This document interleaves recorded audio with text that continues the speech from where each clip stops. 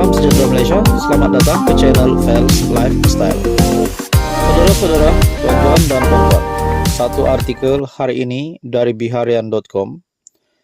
Artikel yang bertajuk PAS Nafi keluar arahan jawatan top 5 tak dipertandingkan, kata Muhammad Amar. PAS mengesahkan tiada arahan tertentu dikeluarkan supaya jawatan top 5 atau 5 kedudukan tertinggi parti itu tidak dipertandingkan pada Muktamar Tahunan PAS ke-69 yang dijadwal berlangsung bulan depan. Naib Presiden PAS, Datuk Muhammad Amar Nik Abdullah berkata, keadaan itu berbeza sama sekali dengan pemilihan UMNO sebelum ini yang menyaksikan dua jawatan tertinggi parti berkenaan tidak dipertandingkan. Komen itu menyusul selepas timbalan Ketua Penerangan UMNO Kelantan, Nur Hariri Muhammad Nur, menyifatkan parti itu lebih demokratik berbanding PAS, susulan perkembangan membabitkan 5 jawatan tertinggi yang tidak dipertandingkan itu. Alasan diberi Nur Hariri ialah UMNO hanya tidak mempertandingkan 2 jawatan utama, yaitu Presiden dan Timbalan Presiden, sedangkan 3 jawatan, 3 naib Presiden tetap dibuka. Berkaitan dengan Sanusi yang menarik diri, dalam pada itu, Muhammad Amar menegaskan 5 jawatan tertinggi PAS dalam PAS bukannya tidak dipertandingkan. Sebaliknya, semua 5 calon disahkan menang tanpa bertanding. Untuk jawatan Presiden dan Timbalan Presiden, memang itu kehendak ahli supaya Tan Sri Abdul Hadi Awang dan Datuk Seri Tuan Ibrahim Tuan Man mengekalkan jawatan masing-masing. Bagi 3 jawatan naib Presiden pula, pada asalnya ada perlawanan selepas menerima 4 pencalonan membabitkan 3 penyandang serta seorang lagi, yaitu Menteri Besar Kedah, Datuk Seri Muhammad Sanusi. Bagaimanapun, Menteri Besar Kedah Muhammad Sanusi menarik diri atas alasan tertentu menyebabkan ketiga-tiga calon lain dikira menang tanpa bertanding, memandangkan calon yang diketengahkan hanya 4 sahaja. Selain Muhammad Amar, 2 lagi jawatan naib Presiden PAS disandang Datuk Idris Ahmad dan Datuk Seri Dr. Ahmad Samsuri Mokhtar.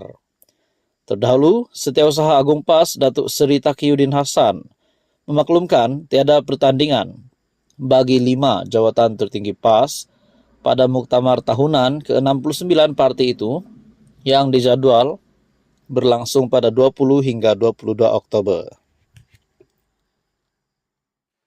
Halo semua, tuan-tuan dan puan yang amat dihormati semua, saudara-saudara yang amat dihormati semua.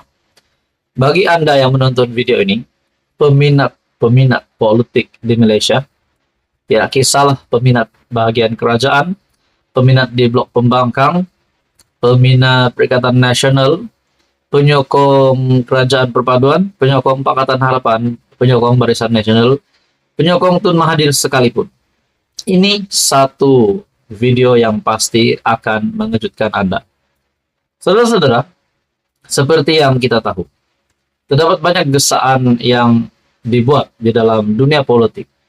Salah satu gesaan yang kita pernah dengar adalah berkaitan dengan, kita juga pernah mendengar berkaitan dengan gerakan untuk menggulingkan Datuk Seri Anwar Ibrahim, menggulingkan kerajaan. Namun sehingga kini, Datuk Seri Anwar Ibrahim masih kekal sebagai Perdana Menteri, masih kekal di puncak.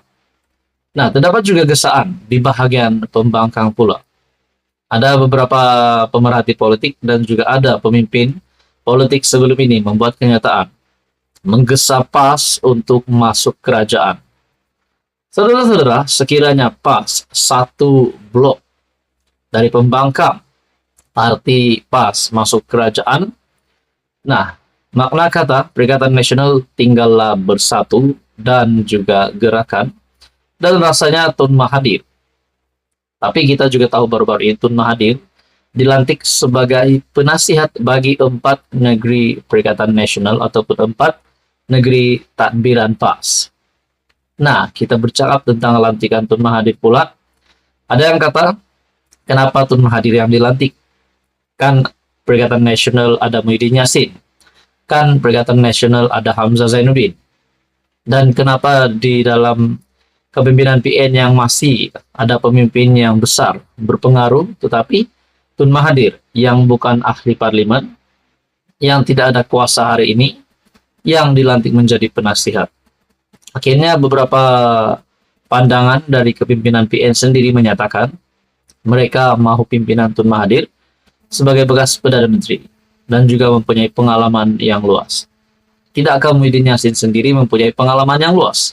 Kita bercakap tentang lantikan Tun Mahathir.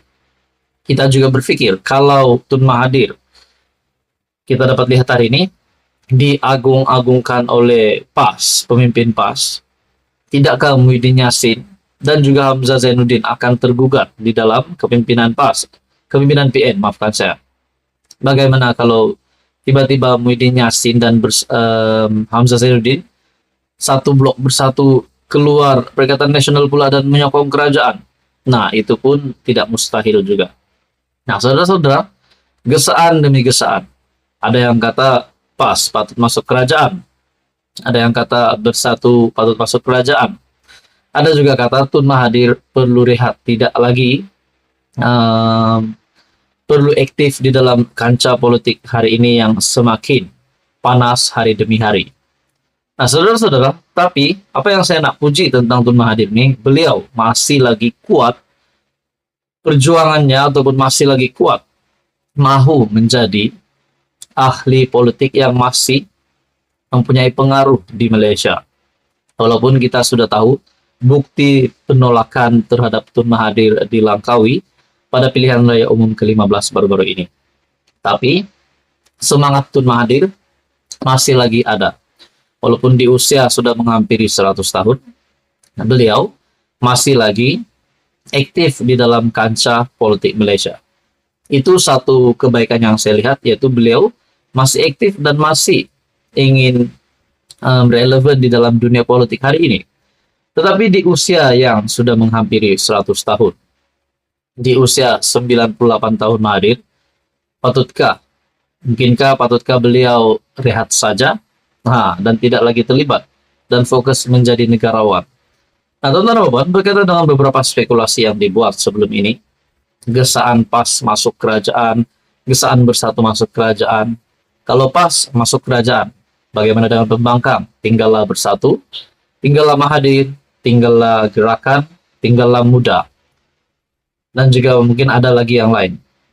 Nah, begitu juga kalau bersatu yang masuk kerajaan.